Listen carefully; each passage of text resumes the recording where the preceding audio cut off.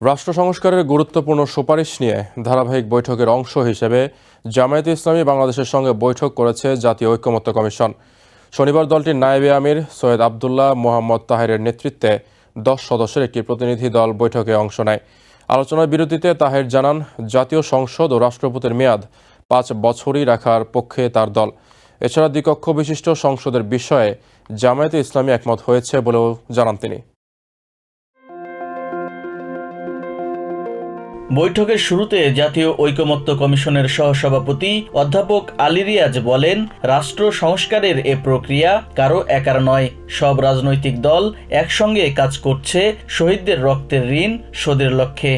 আমাদের এই সুযোগ যারা তৈরি করে দিয়েছেন যে বীর শহীদরা, তাদের কাছে আমাদের একটি ঋণ আছে, যেন এই সুযোগ কোনো অবস্থাতে হাতছাড়া হয়ে না যায়, যেন এই সুযোগকে কেন্দ্র করে আমরা এমন এক বাংলাদেশ তৈরি করতে পারি যেখানে কোনো অবস্থাতেই কাউকে নিপীড়নের মুখে পড়তে না হয়, বিচার বা বিচার বহির্ভূত ব্যবস্থার মধ্যে যেন তাকে মোকাবেলা করতে না হয়।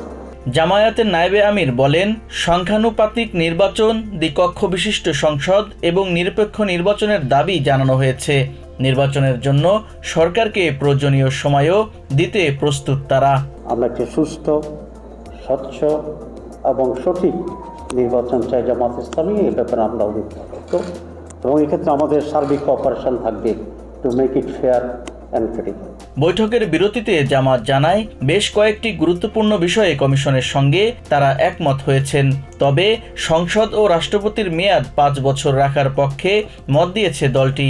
কমিশনের প্রস্তাব ছিল সংসদের মেয়াদ 4 বছর হবে, প্রেসিডেন্টের মেয়াদ 4 বছর হবে।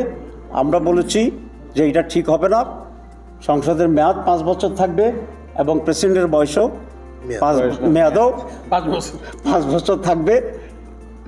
আর একটি বিষয় বলি, সেটা হচ্ছে দ্বিকক্ষ বিশিষ্ট পার্লামেন্ট, বাইক্যামেরাল পার্লামেন্টের ব্যাপারে আমরা একমত হয়েছি।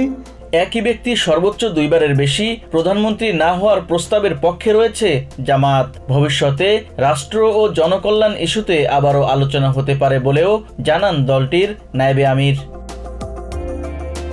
মুজাহিদুল ইসলাম, টিভিএন 24, ঢাকা।